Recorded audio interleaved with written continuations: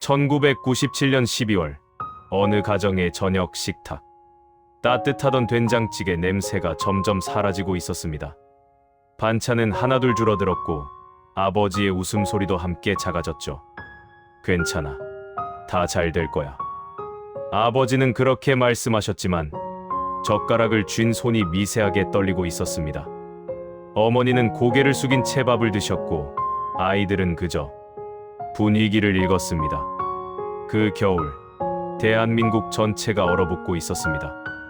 외환위기, IMF 구제금융, 뉴스에서 들려오는 낯선 단어들이 우리 집 식탁까지 침범했습니다. 하지만 아버지는 울지 않았습니다. 울 수 없었습니다. 가장이었으니까요. 오늘은 그 겨울의 이야기를 들려드리려 합니다.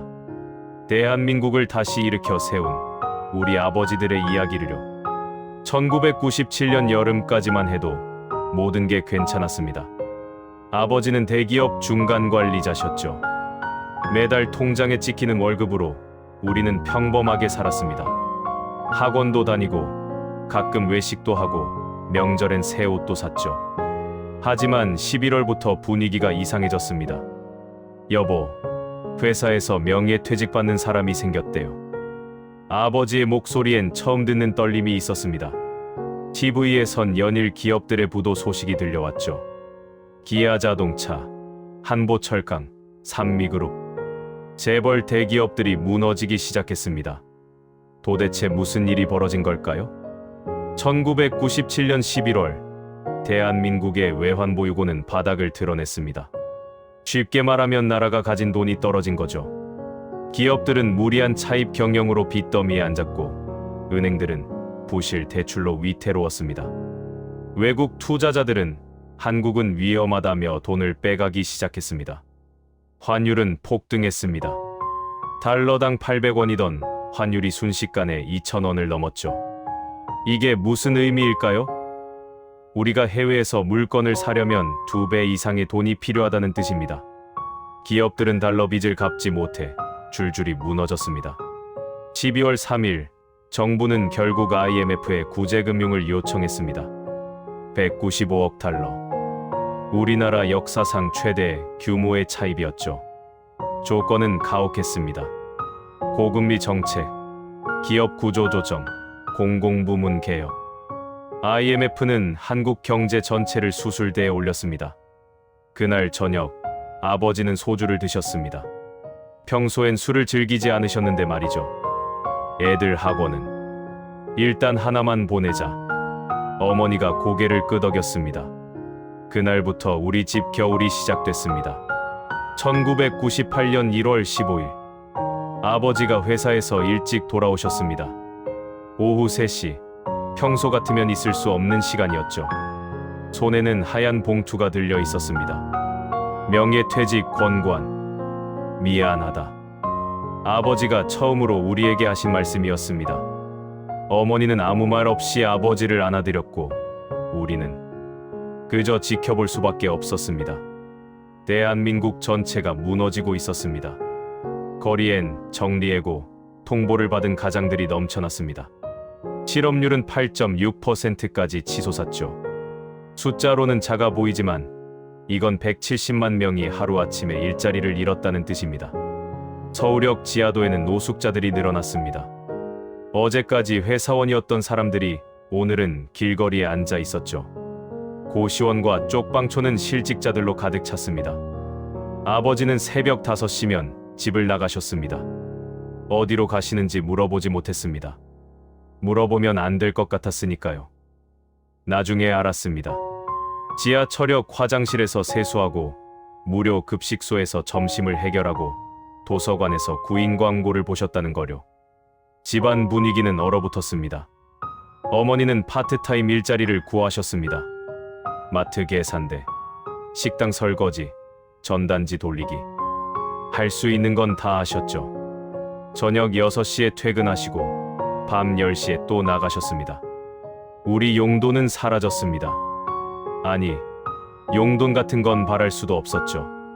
친구들의 생일 선물도 못 사갔고 학교 야유회도 가지 못했습니다. 1998년 설날 그 명절이 가장 기억에 남습니다. 차례상에 올라간 음식이 절반도 안 됐습니다. 고기는 없었고 과일도 몇 개 없었죠. 할머니는 눈물을 글썽이셨고 어머니는 부엌에서 훌쩍이셨습니다. 하지만 아버지만큼은 웃으려 애쓰셨습니다. 괜찮아. 우리 건강하잖아. 이게 얼마나 큰 복인데. 떨리는 목소리로 말씀하시는 아버지. 그날 저는 알았습니다. 어른이 된다는 게 이런 거구나. 무너지면서도 무너지지 않는 척해야 하는 게 어른이구나. 대한민국의 모든 아버지들이 그랬습니다. IMF의 조건은 가혹했습니다. 금리는 30%까지 치솟았습니다. 대출받은 중소기업들은 이자도 못 내고 문을 닫았죠. 구조조정의 칼날은 가차 없었습니다. 하지만 이건 끝이 아니었습니다. 아니, 끝이 아니어야 했습니다.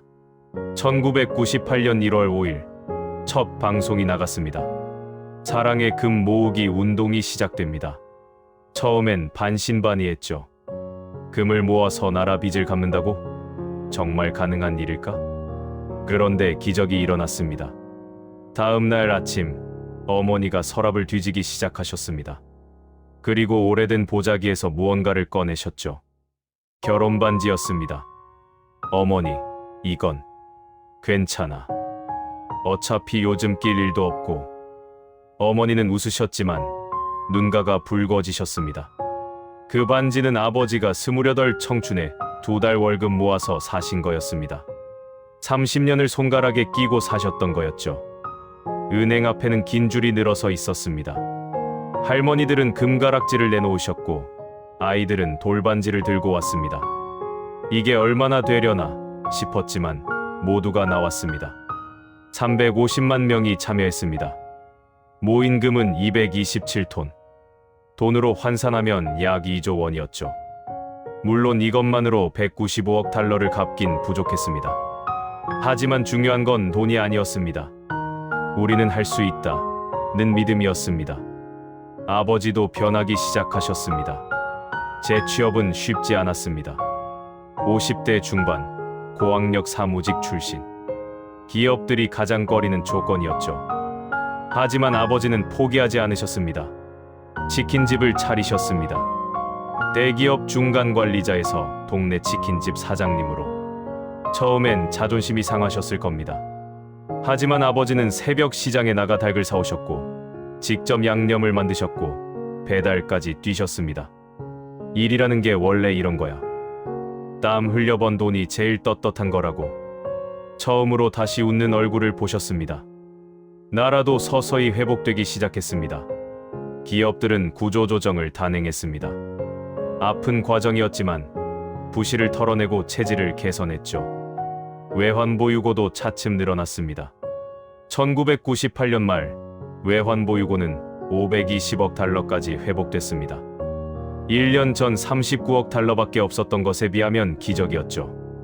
정부는 IT 산업에 집중 투자했습니다. 인터넷 강국, 반도체 강국으로 도약하기 시작했습니다. 위기는 기회였습니다. 길거리의 아버지들도 하나둘 일어서기 시작했습니다. 택시기사, 치킨집 사장, 편의점 주인. 직업은 바뀌었지만 포기하지 않았습니다.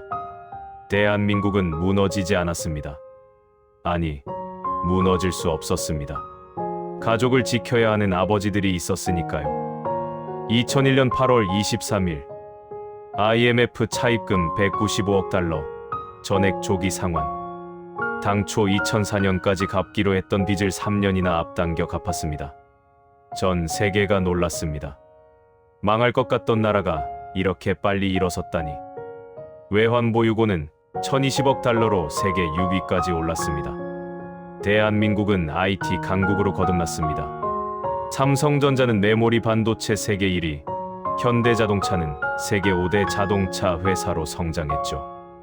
인터넷 보급률은 세계 1위, 초고속 인터넷망은 세계 최고 수준이었습니다. 우리 집도 조금씩 나아졌습니다. 아버지의 치킨집은 동네 맛집이 됐습니다. 단골들이 생겼고 배달 주문도 늘었죠.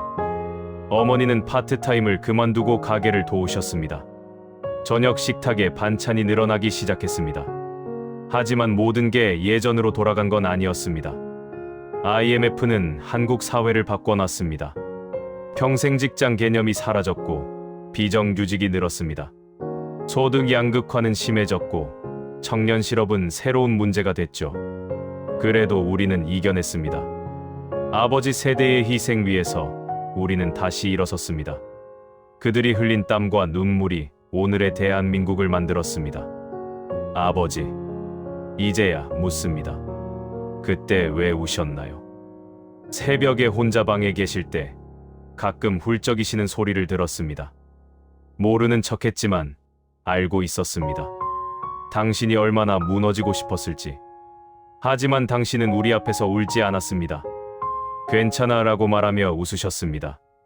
떨리는 손으로 밥상을 차리고 새벽에 일어나 일터로 나가셨습니다.